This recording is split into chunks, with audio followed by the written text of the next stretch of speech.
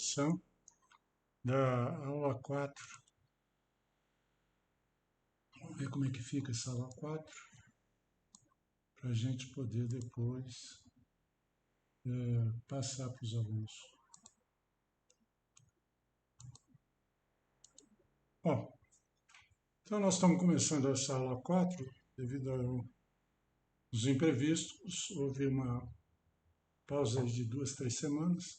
Então nós vamos fazer uma revisãozinha bem rápida, para não perder muito tempo, né? E vamos enfatizar bastante a carga móvel, trem tipo, né? As gerações em cargas móveis, e vamos ver se hoje a gente adianta para a sessão celular, tá bom? Bom, entre várias coisas que nós vimos lá na revisão, né, os conceitos gerais, no final depois nós citamos que os principais tipos de pontes, de seção transversal para ponte de concreto, rodoviária, são as com duas vigas, conforme está aqui a perspectiva esquemática, com vigas múltiplas, que é o que nós vamos fazer o projeto, e depois com seção celular.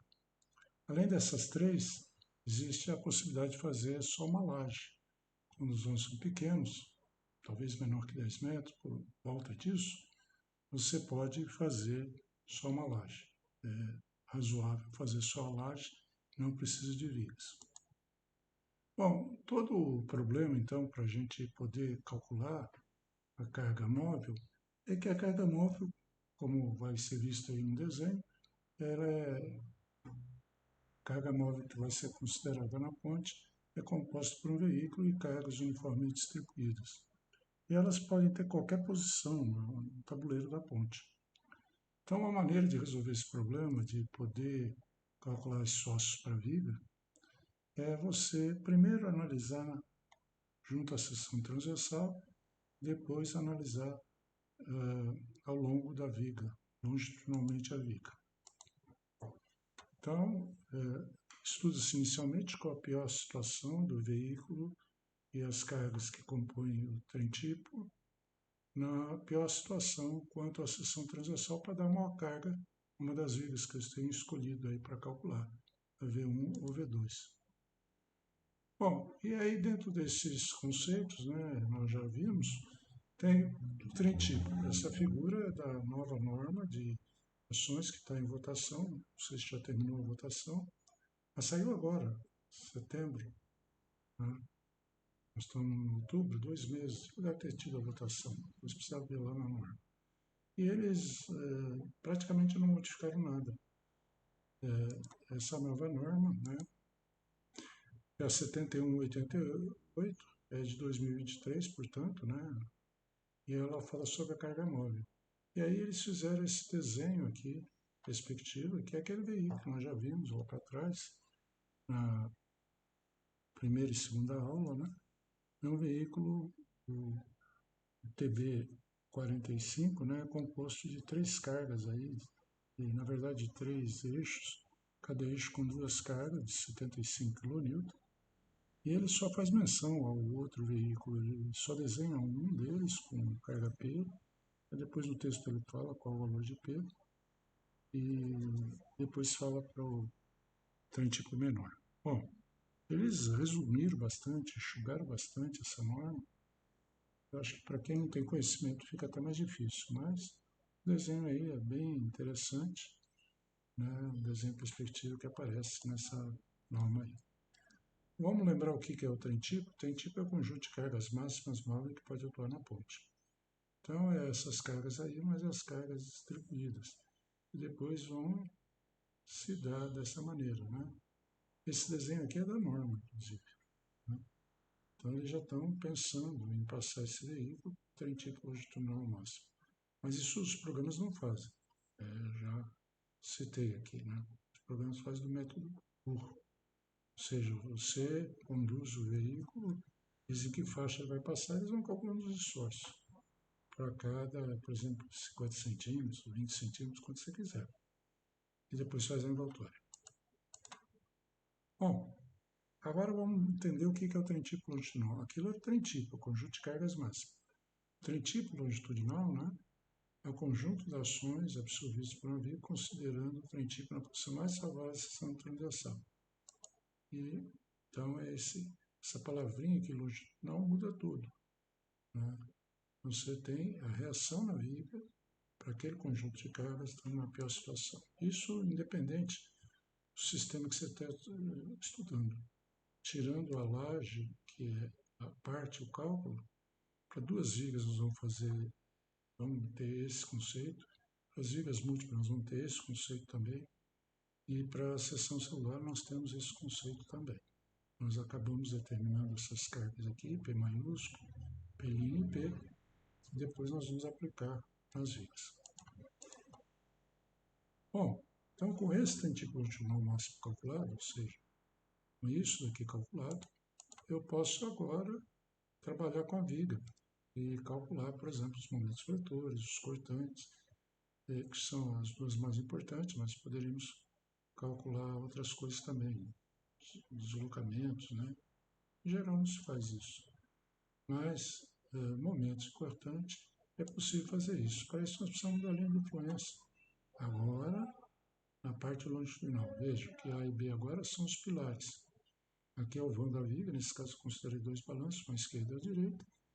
E se for uma viga isostática dessa, a linha de influência desse jeito, nós já vimos na aula passada, aqui é AB sobre L, né? E aqui é um segmento de reta, aqui é um segmento de reta.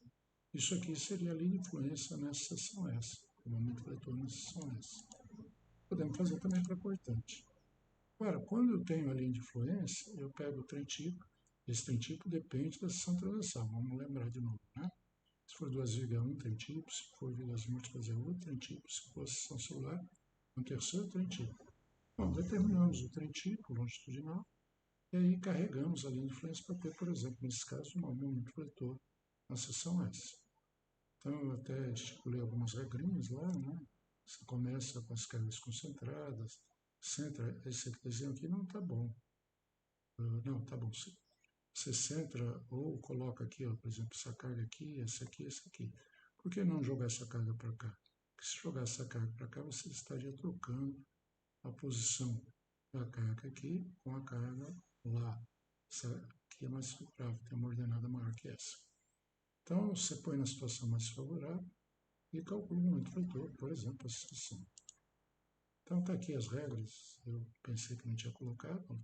Procurar uma posição que o veículo tipo fique em cima das maiores ordenadas da linha de influência. Um caso para os valores positivos e depois outro caso para os valores negativos. Multiplicar as cargas dos eixos pelos valores da ordenada abaixo, né, da linha de influência. Ou seja, a linha de influência foi feita para carga unitária. Se você tem 75, 150, 80, sei lá, 190 no trem tipo longitudinal, a carga concentrada é só multiplicar pelo valor da ordenada. As ações distribuídas você também coloca nas regiões de área positiva, por exemplo, se você está calculando no momento positivo, depois no negativo. E aí você calcula a taxa dessa carga pelo valor da área que está embaixo, né? E aí você também já tem um momento vetor para aquela seção.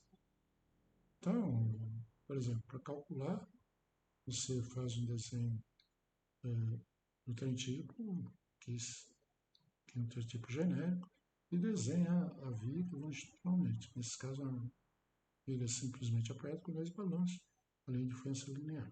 Mostramos no ano passado que se fosse contínua, a influência é bem mais complicada, mas como a gente tem um F2, isso não é também um bicho de sete cabeças. Então, por exemplo, a seção celular, né, que ficou meio ruim, vamos corrigir. Acho que já dá para corrigir, dá tempo ainda da gente corrigir. Pronto, aqui. Vamos voltar agora para continuar a apresentação. Então, na seção celular, peguei essa seção aqui, que corresponde também à seção com duas vigas que nós fizemos nas outras aulas. Lá ela tem 10 metros, aqui tem 10,40, considerando as duas defesas.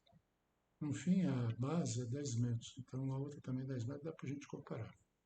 Então, como que a gente vai calcular o trem tipo? Nós sabemos, né,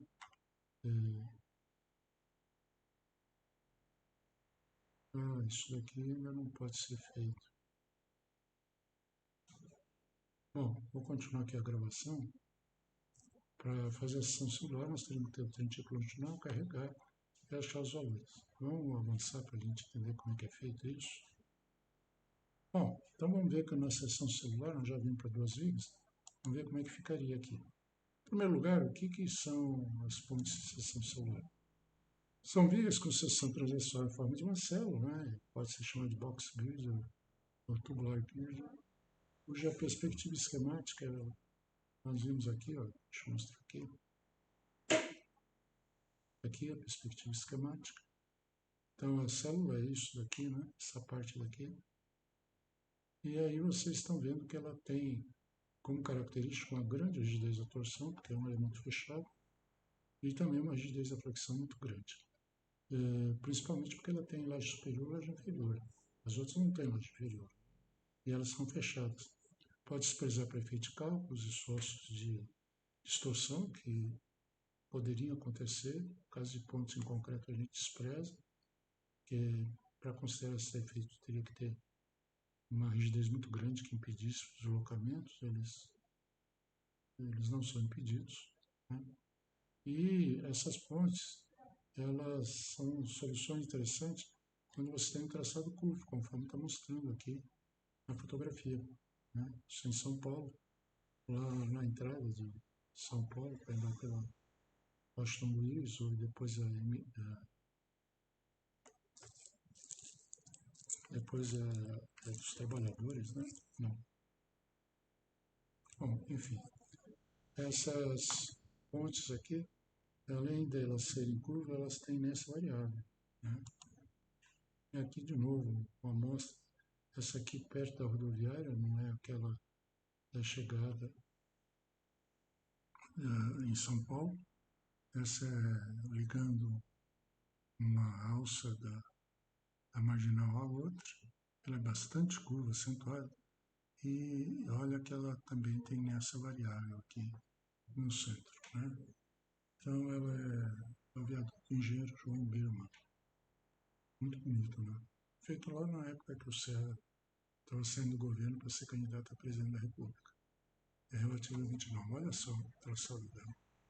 Olha que coisa fora do comum, né?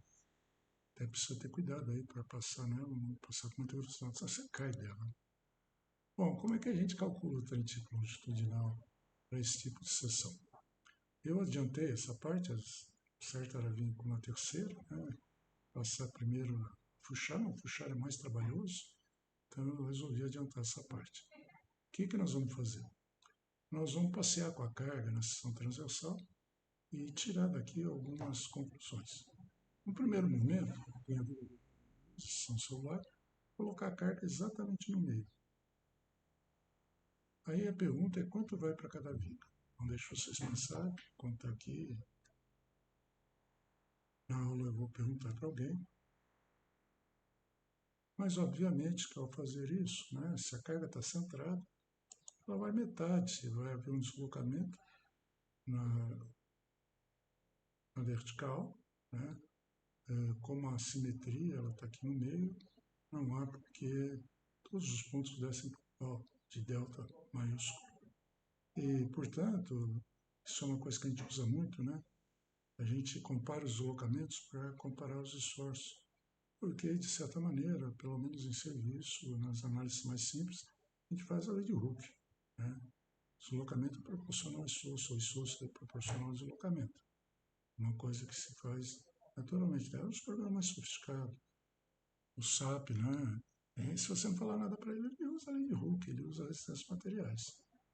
Todos os outros programas também fazem isso. Né? Você, para sair dessa situação, tem que usar uma série de coisas que não convém aqui a gente discutir. Então vamos lá. Desceu a delta, desceu delta, olha, então cada viga vai pegar uma parcela igual. Então nós temos 50% para uma viga e, obviamente, 50% para outra. Vamos ver esse daqui. Esse aqui é uma situação diferente, que pode ser reduzida para essa situação. A carga aqui no centro, mais a excentricidade, né? O momento torsor, vezes zero. Então nós temos isso daqui. E aí, quanto é que vai para essa via, quanto é que vai para essa? Poderíamos até pensar que vai tudo para essa vida, não vai nada, né? Essa é a primeira coisa que alguém pensaria, né? Mas, na verdade, se você agora analisar o deslocamento, a seção transversal translada e gira. Só que se eu parar para pensar e fizer conta também, né? Obviamente até um certo valor isso não se aplica sempre, mas para os casos mais usuais, que os comprimentos são maiores que a largura, que é o que acontece em pontes, o vão é maior que a largura, você tem uma rigidez da torção muito grande da seção celular, praticamente infinita. Então, essa variação do ângulo aqui, essa rotação do ângulo, é quase nula. Embora ele esteja desenhado com valor grande, é quase que nula. E se é nula, né, é como se descesse dessa forma. Ou seja, os deslocamentos de todos os pontos são iguais. Δ1, Δ2 e Δ3. São praticamente iguais. Eles não são iguais, praticamente iguais. Ora, se isso acontece, então é metade da carga para cada uma delas. As vigas vão ter o mesmo deslocamento na vertical. Olha, como é que é possível isso acontecer? É possível porque surge aqui uma torção que equilibra essa torção aqui. Então, pelo fato de ser uma seção celular, surge uma torção, ela é capaz de absorver essa torção tranquilamente e faz com que as cargas sejam divididas de forma igual. Né? Então, essa é a grande vantagem da seção celular. Ela dá uma distribuição bem melhor para as cargas móveis do que para do que a seção de duas vigas, que nós vimos lá para trás, e depois nós vamos comparar aqui, ela dá uma carga muito maior para uma viga do que a outra. Bom, então, o funcionamento da seção é receber sempre metade da carga, devido à grande rigidez da torção. Então, quando a gente for fazer a conta, a gente vai fazer o seguinte, vai colocar o veículo, não importa o veículo tipo, não importa a posição, nós já sabemos que não, isso aí não tem importância, a não ser para a torção, que é um assunto que vem lá no final desses slides como bônus, não vamos entrar no mérito, não faz parte do curso, esse curso, né, curso de pós-graduação, entra. Então, você põe em qualquer lugar. E depois você põe o máximo de carga distribuída. Então, essa situação aqui me leva a esse corte aqui, que me levaria a esse conjunto de cargas aqui. E aí eu faço também, é isso que é importante anotar, podem anotar aí, é importante anotar no caderno, senão vocês não vão entender isso depois. Isso é feito para a seção caixão toda. Ou seja, eu vou calcular um tritipo para a seção caixão toda. Depois, no final, se eu quiser, eu divido por 2 para ter o quanto vai para cada viga. Então, é comum a gente trabalhar com a seção de caixão inteiro. Então, nessa corte aqui, vou pegar duas caras, 75, 75 e 150 para cada eixo. E quanto é que vai dar de carga distribuída? A largura aqui, né? Largura efetiva, sem as defensas, vezes a carga de 5 N. E antes e após o veículo, antes e após o veículo é essa situação aqui. Só pegar a carga de 5 e multiplicar a largura toda. Com isso, nós temos essas contas aqui, para esse caso particular, nós temos essas contas aqui. A carga concentrada é 150, a carga aqui dentro vai ser 10 menos 3 dá 7, 7 vezes 5, 35 km por metro aqui dentro, e fora vai ser 10 todinho a largura vezes 5, 50. Então está aqui o trem tipo para a gente calcular agora o momento fletor, por exemplo, o cortante. Lá nas outras aulas nós fizemos um exemplo com uma viga sendo isso aqui. Então nós vamos fazer aqui também, só para ter os dois valores numéricos, tá certo?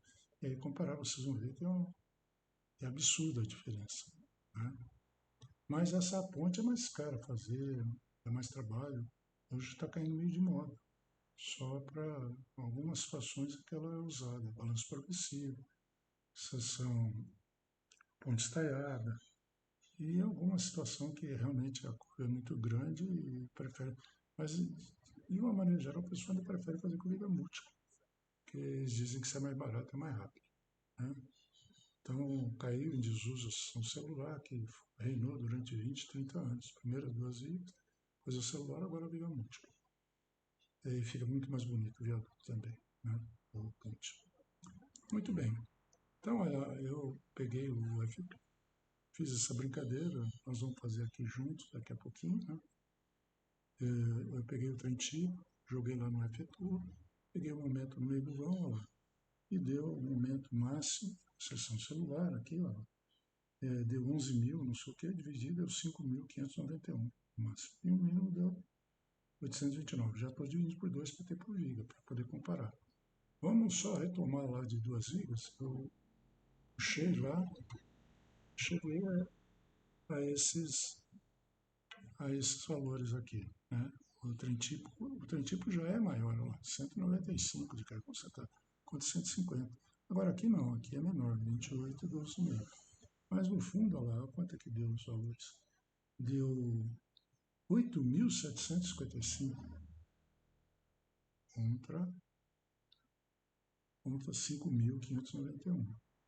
É uma diferença bastante razoável. E o mínimo deu 1.690 contra 892. Então, a seção duas vigas, ela usando a mesma largura de seção transversal, usamos o mesmo vão, chegamos à conclusão que essa daqui dá um momento muito maior de carga mole.